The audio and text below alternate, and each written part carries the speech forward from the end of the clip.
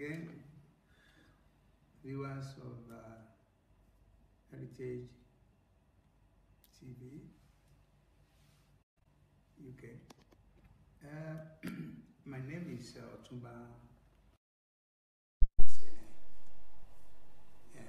By now, millions of people who have watched my program that are now about to start watching this program. This is another special edition. I'm having a man of God whom I have interviewed before.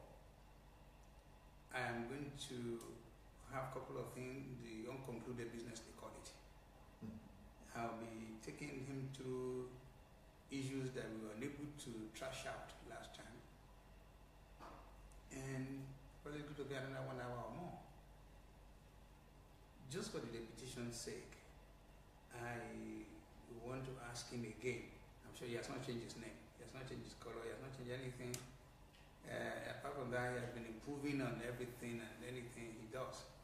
So let me turn to Pastor Sunday Adelaja. Can you do one more introduction to my viewers? Yes, please. And this is going to be live. Please. Personal introduction, please. My name is Sunday Adelaja, as you've heard. I am the senior pastor and founder of the Embassy of God Church here in Kyiv, Ukraine.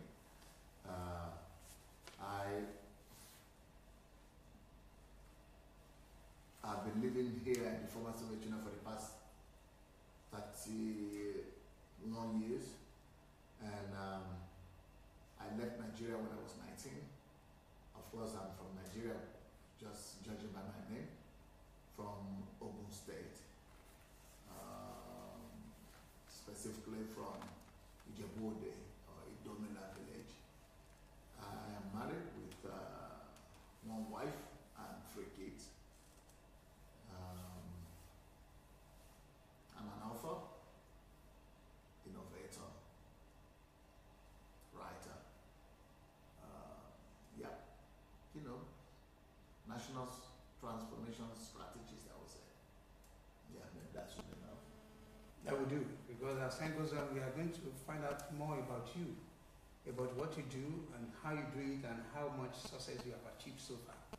Because all those are going to be the parameters of today's encounter again. I use the word encounter because we had an interview 2 or 3 days ago that was very interesting. And like I said, there are a couple of things I was not able to ask. Okay. So I should be going through them with you today. You said you're a writer, you're an innovator. The only thing I did not hear you say you're a visionary. Usually it speaks for itself. Yes.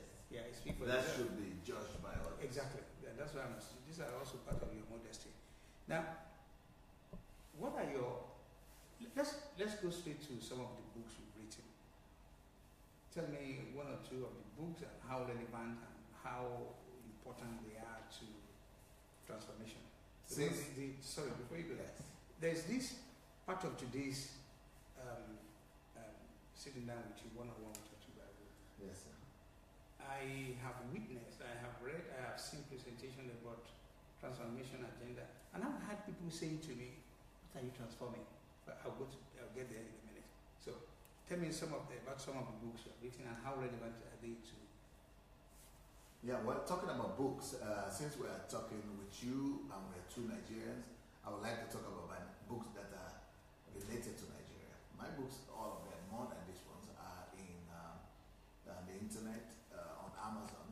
So Amazon, people can just put my name there and be able to get my books that they are interested in. But today I'll be talking about books that are related to this topic of Nigeria. One of those is How to Make Nigeria the Greatest Country in the World. I will not stop talking about that. I know how to do it. I believe in it.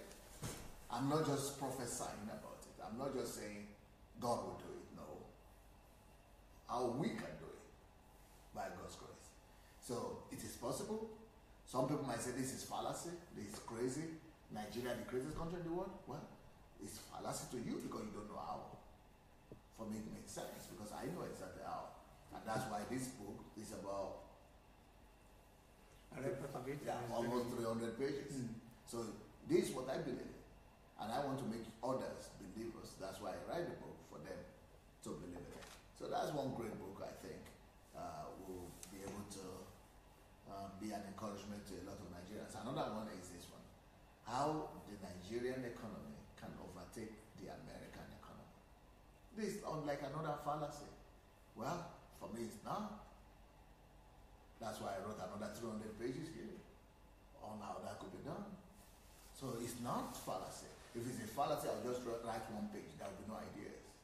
But if I write 300 pages, 60,000 words, believe me, I must know something. Yeah, Pastor Sunday Adelaja. Have you done anything to show proof of, well, anybody can put anything down. You don't usually use the word fallacy. Anybody can put anything down in the book.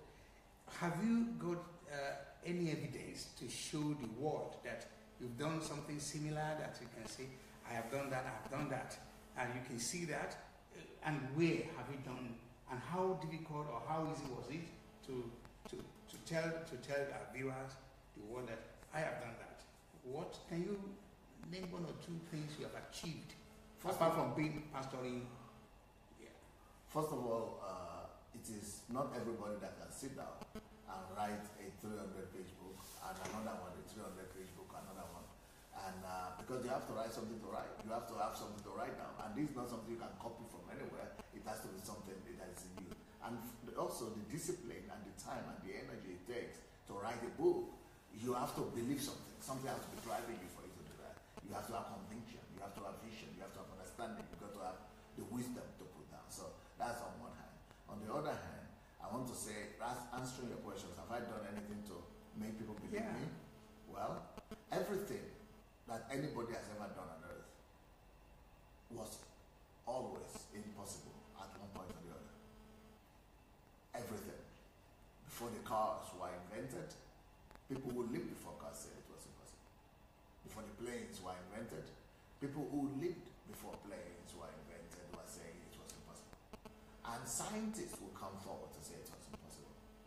Before Lee Kuan Yew took charge of Singapore and build and make that country as from one of the least developed nations in the world to become right now a country with a higher standard of living than the United States of America, than Great Britain, and than most countries in Europe. Before that happened, everybody said it would never happen. No third world country will ever be able to, in one generation, overtake the first world countries and build an economy that is going to be per capita higher than the richest country in the world. That was also impossible for somebody to do. So everything I'm talking about Nigerian economy, it's like it's a fallacy or impossible. But let's see my own track record, because that's what I think that Otunba wanted to find out. My track record, I've also done things, and if you've read my book, not just read my biography, go put in the internet, Google biography of Sunday Adelaja, you will see that I've been doing what is always been considered that is impossible. Number one, I've been able to build a church, the largest evangelical church in Europe. That is impossible for anybody from the domain to have done that, but I've done it. Secondly, I don't just have the largest evangelical church. You know, some people have the largest evangelical church in England, but they're just black people there, or in America, but they're just black people there. But it's not just people of my color that are in my church. 99% of the members of my church are white Caucasians. And if you say, well, that's because it's the ones who are, you know, in Russia or Ukraine, well, I would say it doesn't really matter. You try to do it anywhere. Come and do it here as well. But I've done it not just in Ukraine. I've done it in Germany. I've done it in Scandinavia. I've done it in Finland. I've done it in Sweden. I've done it in America, in many European countries. And all those countries I just mentioned, 99% of my members are native Germans, Swedish, Finland, Americans, and things like that. So, you know, so it is not just something, one chance or one lucky chance. So that's one. Secondly, I've been able to, if you probably have heard of this, maybe not, but I've been able to be maybe the only individual in the world that has been able to raise 200 millionaires in US dollars in 3 years. Apart from Microsoft that has done the same thing, an individual has never done that. But before anything has ever been done, it was always impossible that somebody does them. So I have to be able to do that. That's just number two things. I've been able to write 300 books right now, and I'm targeting to write 1,000 books by the time I'm done before I leave this earth. So that's something that's another thing that normal people don't do. Second, next point, I've been able to bring about transformation in the Ukraine. In this country, the church that I started has been able to control 34% of the parliament of this capital city of Ukraine. And that is not everybody who has been able to do that. 34% of the parliament. And then being a black Nigerian, we've been able to produce Ukrainian mayor of this capital city. The mayor, the governor of the capital city, of the federal capital in Ukraine was a member of our church. And then 34% of the parliament, not of the national, but of the city, is for our church as well. That is something that I don't know any African who has done that, or any individual in the world who has done that. I've also been able to be the first African man to speak at the United States Senate. Not Congress, but Senate. Congress, we've had a lot of black and foreigners and head of states spoke in the Congress, but I've been the only one I've been the first one to speak in the Senate as an African. So there are a lot of, and if you go to the YouTube, you will also see me speaking in the United Nations. So I've also spoken in the United Nations, and that is another thing that not everybody has been able to do. And another thing I've been able to do is that I've been able to speak in the parliament I've been invited to speak there in Israel and Japan, and so all these things are not just something that an ordinary mean person would do. These are not for mean or or empty people. So these are things that you could do only if you mean something, or if you know something, or people who listen to you must respect what you have done. And so I've been able to do a lot of things in my life that I think deserve some measure of respect, and that and we've been able to feed 2,000 people in a day in Ukraine. This is happening in Europe, but 2,000 people every day feeding, giving food, and I've been able to build a church that is over 25,000 people in Kyiv, Ukraine, just in the capital city, and over 1,000 branches all over the world, and in over 50 countries of the world. So these are things that I've been able to do, and which I think that should be able to, be an encouragement or be a basis for people to believe that I get things done. When I have a goal, I get it done. Yes, there's one thing in addition to all what you say that I still want to get a form of clarification for. You are an Ijebu man, yes. The southern part of southwest of Nigeria. Yes.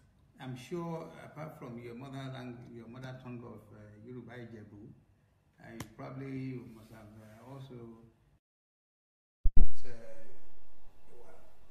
English in Nigeria, because that's the lingua franca. Yeah. You now come to a country where people speak completely different. It's not even English. It's Russisch, or how do you call it? Something Russisch. Russisch. That's a German. That's a German.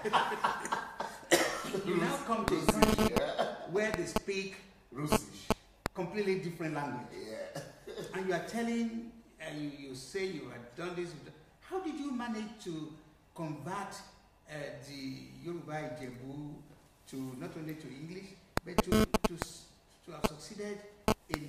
Yeah, I know. When I was also in Germany, and I learned the language quickly from the University Language School, and I still speak the language if I find a way of doing it. But the point I want to clarify here is the understanding 30-something years ago is there's nowhere in Soviet Union that believe in anything than the majority of them are atheists. So how did you do it? Yes. To have combated so many, because Ukraine used to be part of Russia. How did you do That's it? a legitimate question because when I was coming here, of course, I knew English just by studying it at school, but I really never spoke English in Nigeria.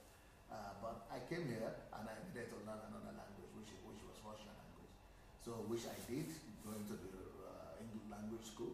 But I was so bad in it because I was not, like I said, I was not even speaking English. It was coming right from Yoruba and Jebu. And my professor said if I will ever speak the language, that it will go, he was an atheist and a communist. He said he would go to church if he will ever speak, Russian. I hope it's one of your members today. Yeah, he became a believer.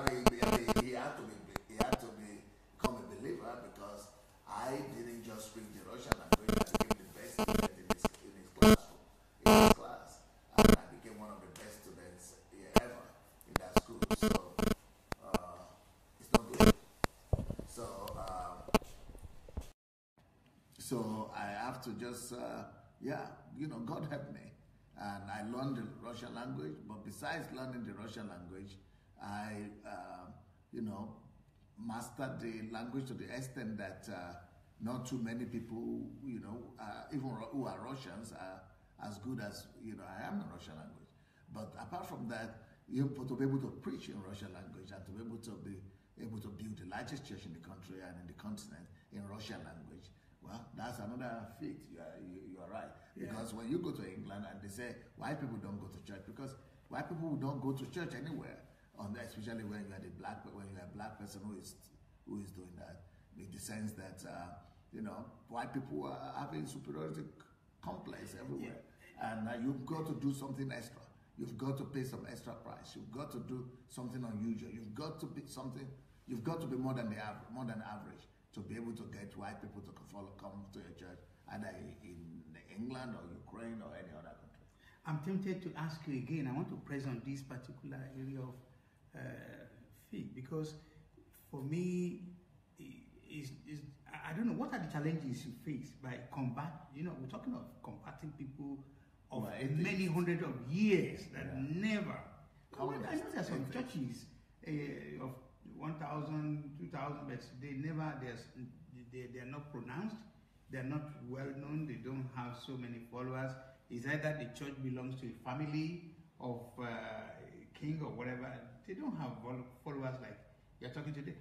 What are the challenges? Just 1 minute quickly.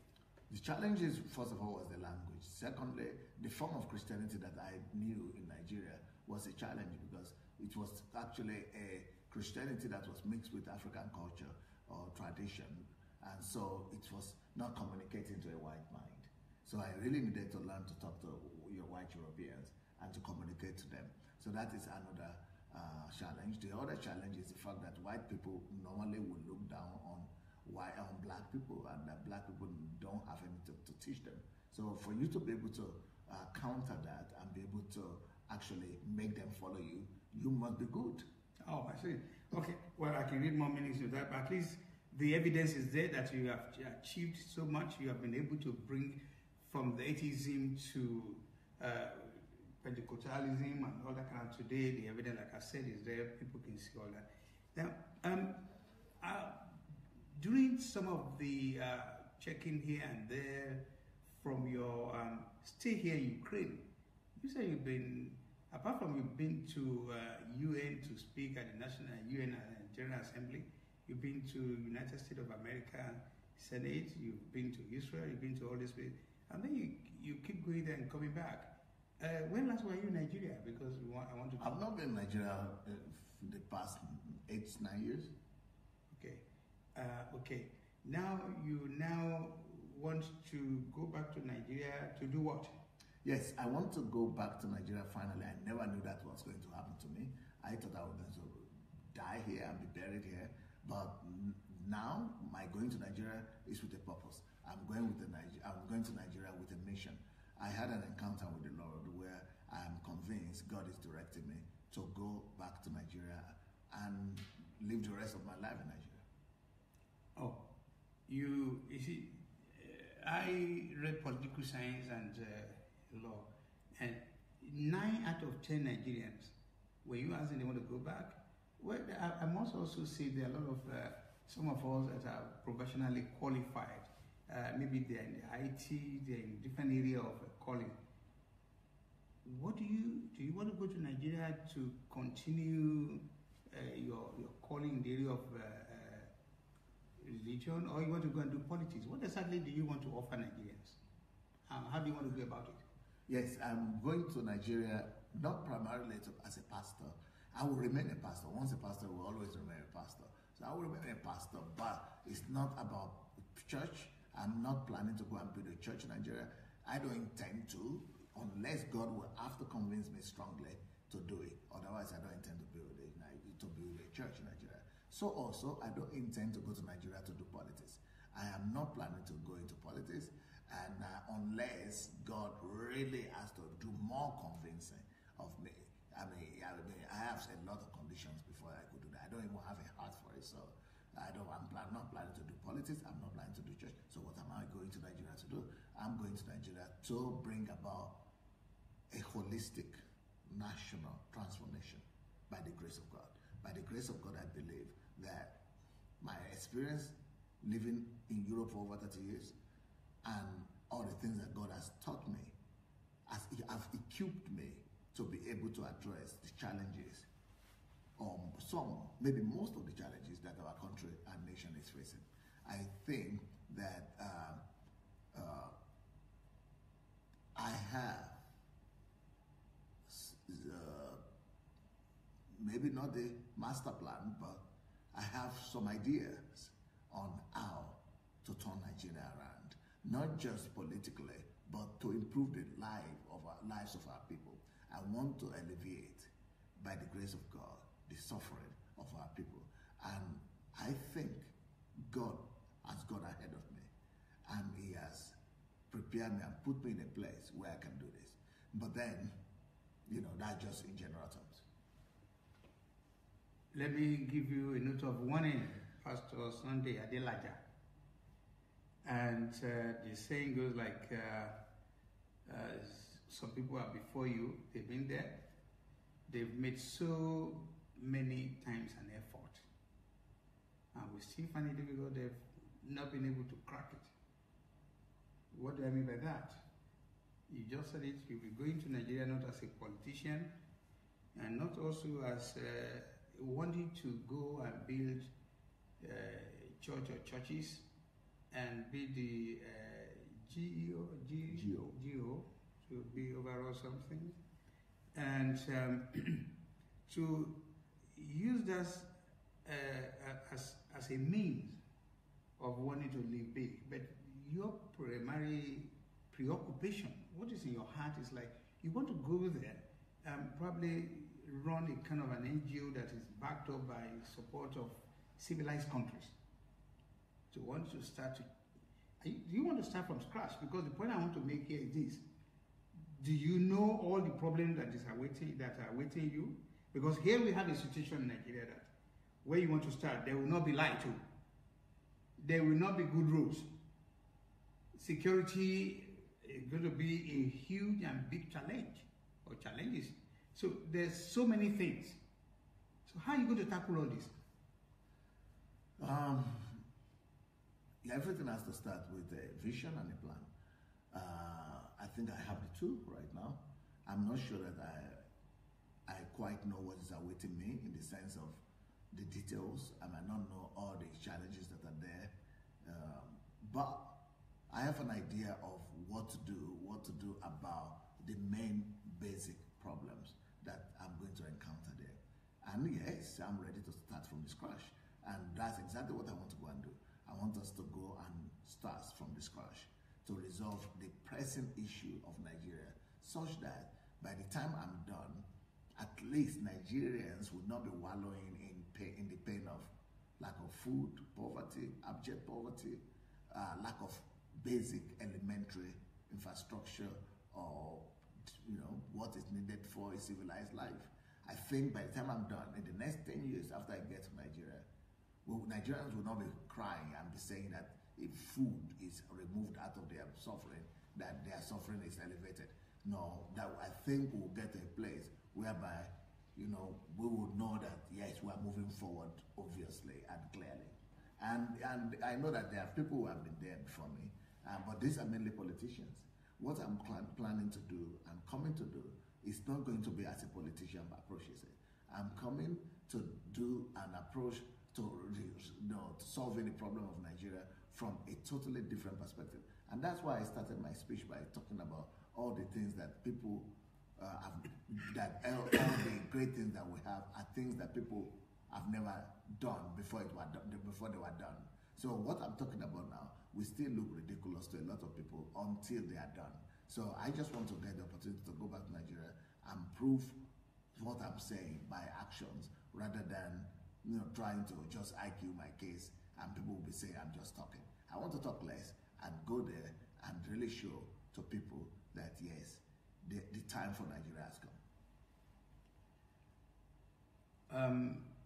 The way it is, and from the experience, we can gather together, we can feel it. It is also, there's one most difficult area of Nigeria that might be very, very might be very, very difficult to cross. And that is the problem of corruption in Nigeria. This is a big, huge elephant in the room. How we got into the room might be something we do not need to talk about. How do you get the elephant out without breaking walls and all that kind of thing? This is very, very important. All about corruption. So I've started my job on that sense. I've written about the strategy, how to build how the Nigerian economy can overtake the American economy. It's all about corruption. And but I've done it here before. We've been able to encounter the issues of corruption and in different spheres of life here in Ukraine. And I have some idea of how to deal with institutional corruption and corruption in general in the society.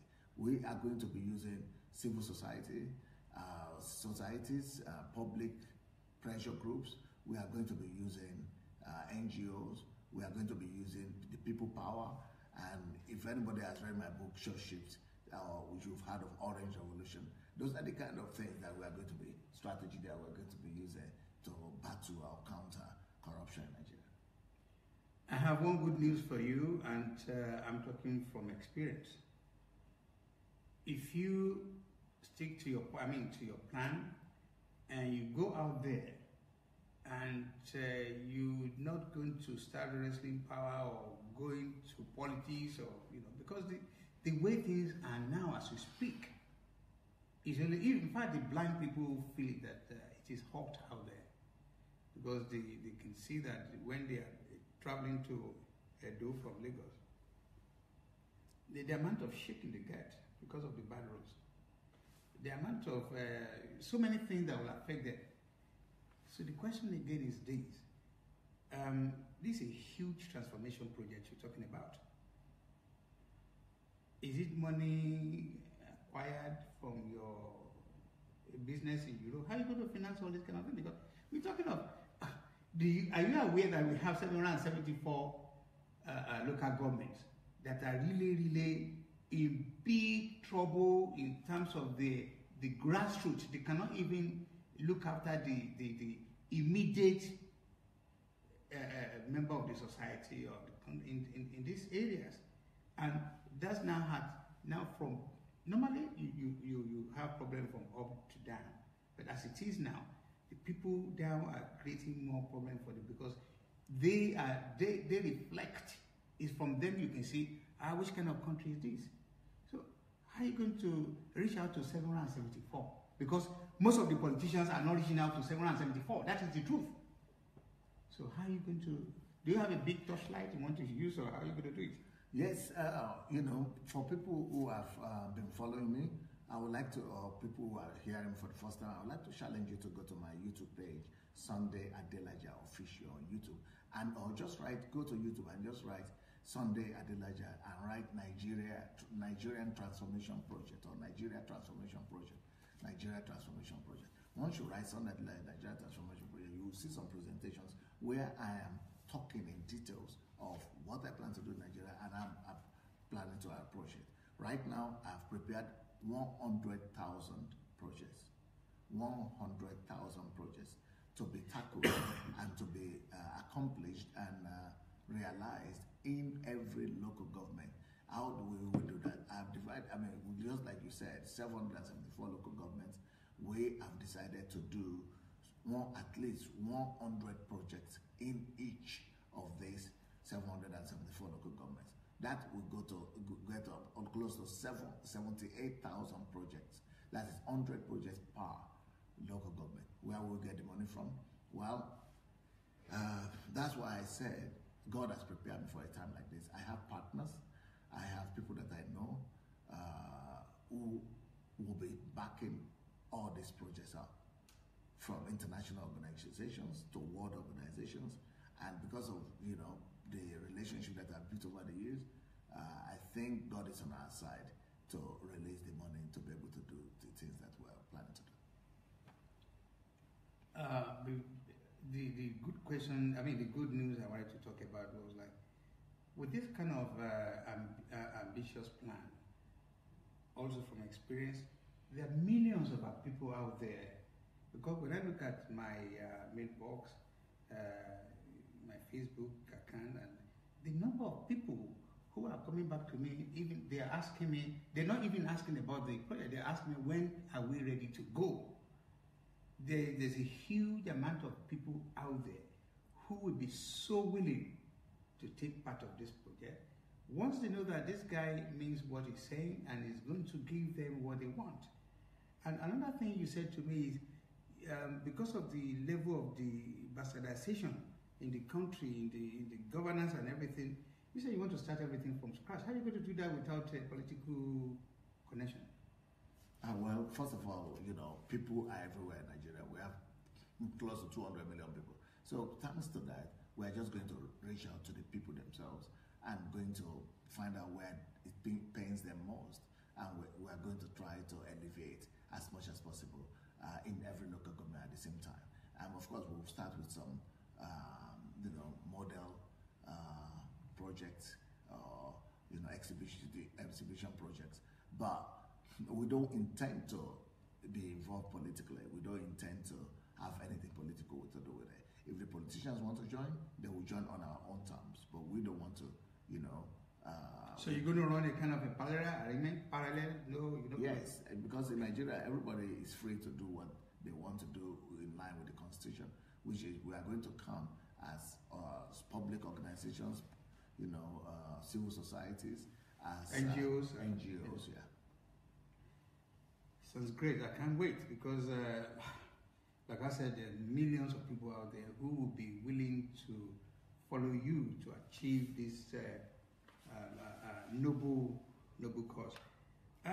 There is something I probably want to address, but I probably want to take you through one or two other things, or in fact, let me even go straight to it.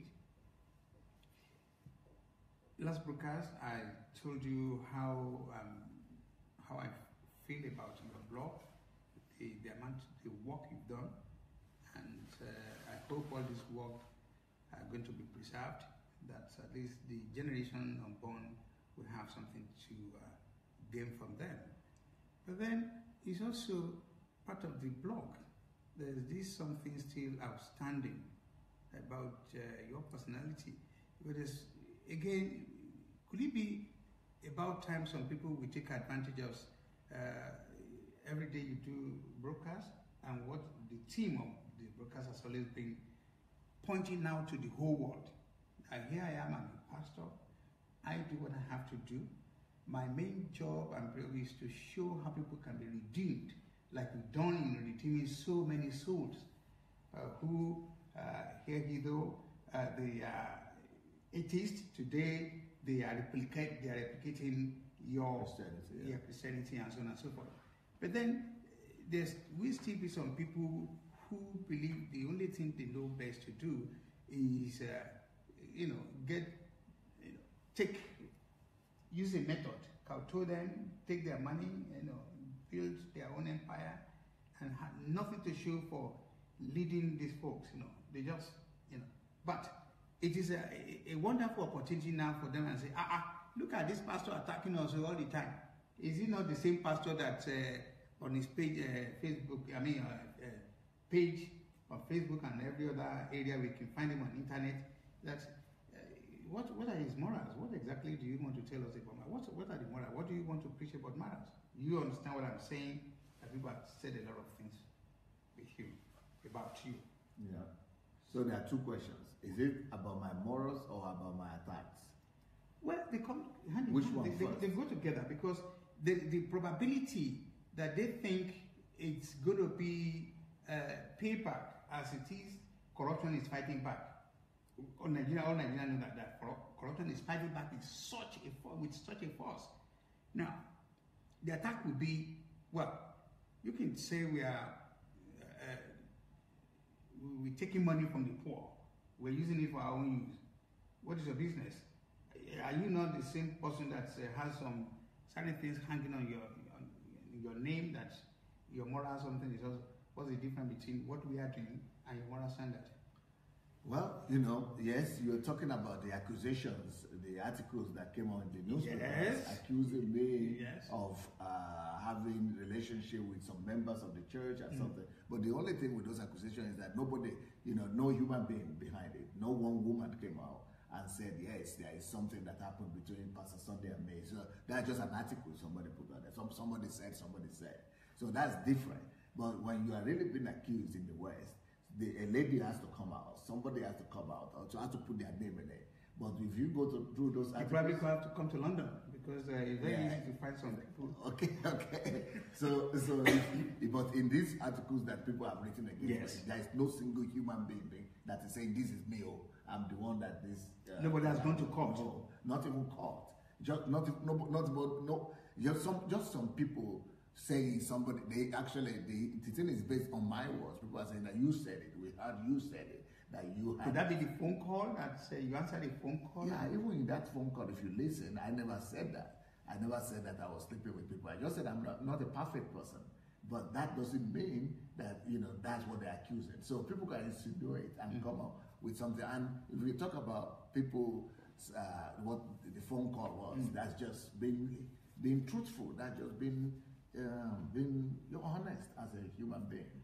That, every human being have challenges. I just spoke about some of those challenges, but it's not the same as the way they have, turned it to be. Yeah, that's why I'm saying accusation is different from real moral issues that we are talking about. But even with moral issues, I'm not perfect. Nobody is perfect, and I'm not going to ever be perfect.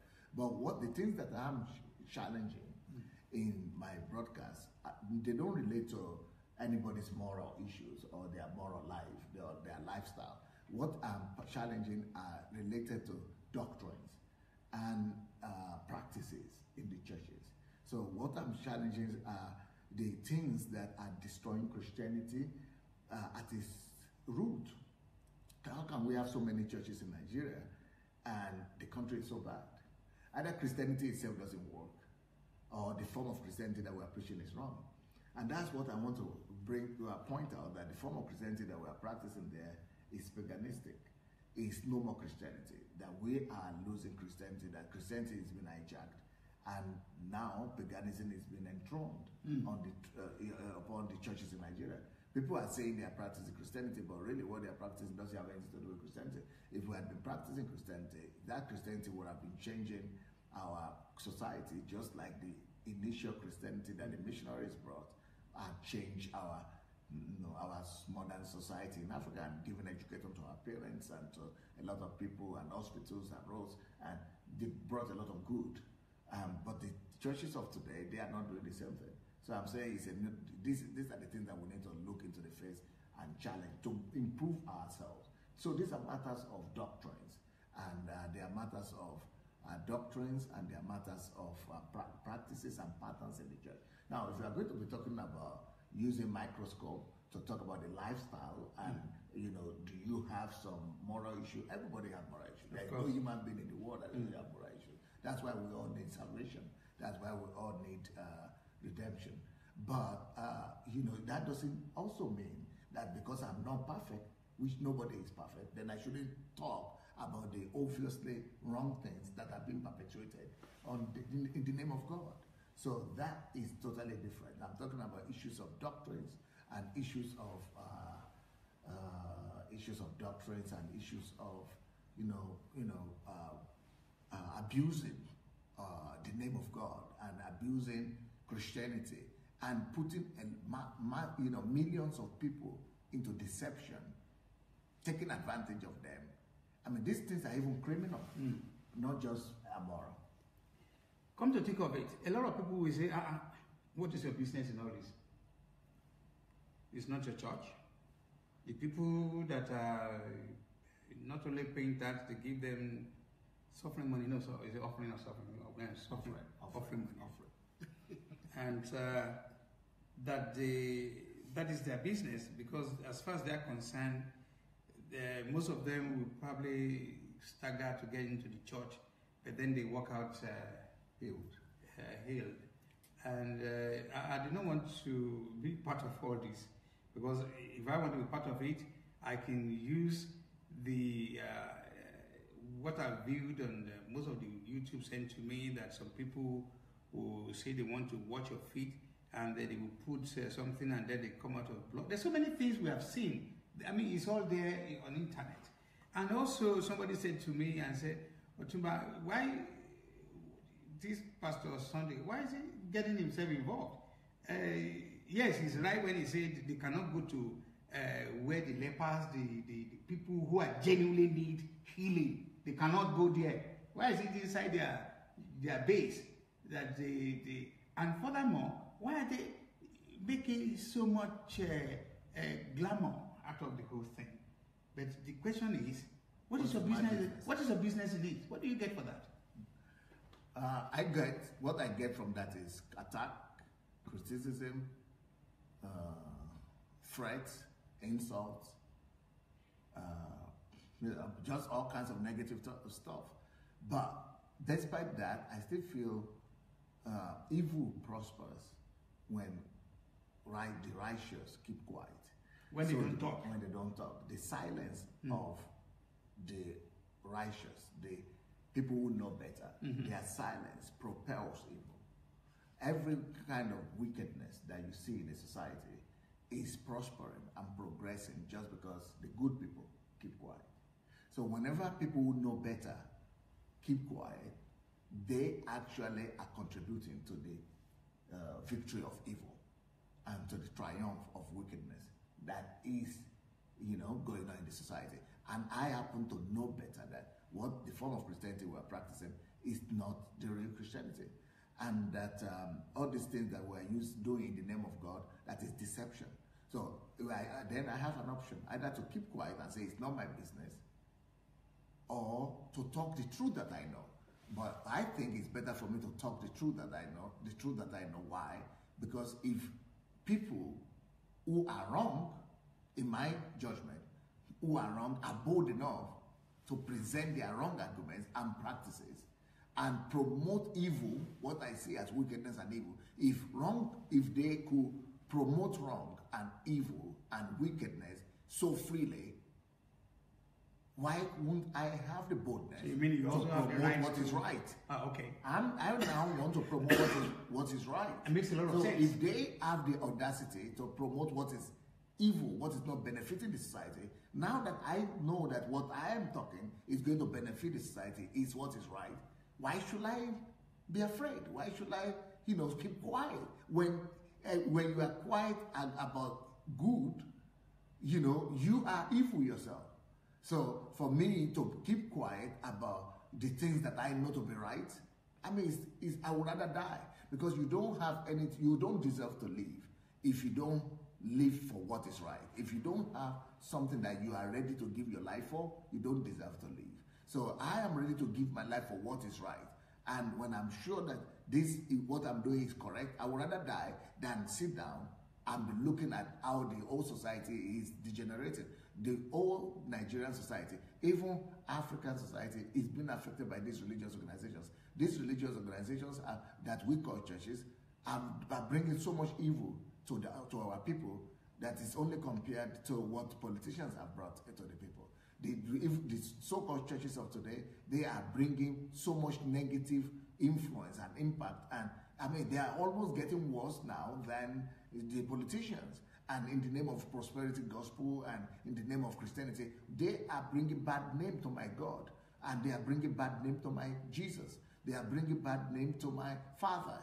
And as a Christian who knows the right Jesus, who knows the right God and the right Bible, I would rather stand for that which is right. We just had a short break, and we're coming back to a quick part 2 because of time for some other program. You are extremely busy. What motivates you? Where do you get all this energy? There's so many things you have to do in a day. When do you have time to rest? And what motivates you? Where do you get the motivations from? That you just want to be everywhere.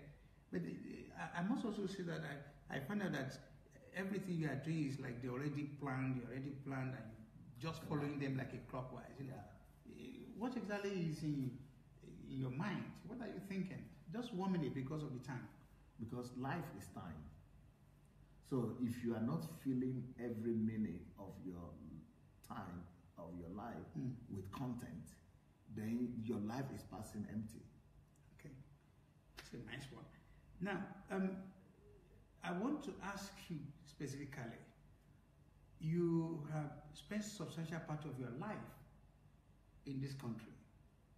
And if now, when the time comes, which is going to be your second calling, going back home, Africa, going back to your roots, to go ahead, what is going to happen to the large number of people whom you have helped, who probably will say, oh, as we have access to him, we can phone him up, we can come and see him, we can ask for advice and all that kind of thing, especially your followers. What's going to happen to them?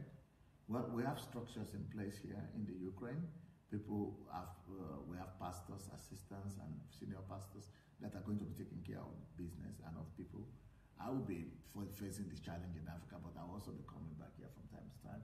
I will not totally leave Ukraine. You are not going to be completely detached from here. No. Is that because when I look 30 years of your life, and you go and then never, I'm so happy, and also on behalf of everybody here, I can say to all the Ukrainian members, this man is not going to go away. He just want to go and sort out 1 or 2 things and come back again.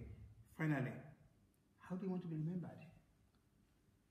A pastor attacking other pastors, or what do you want?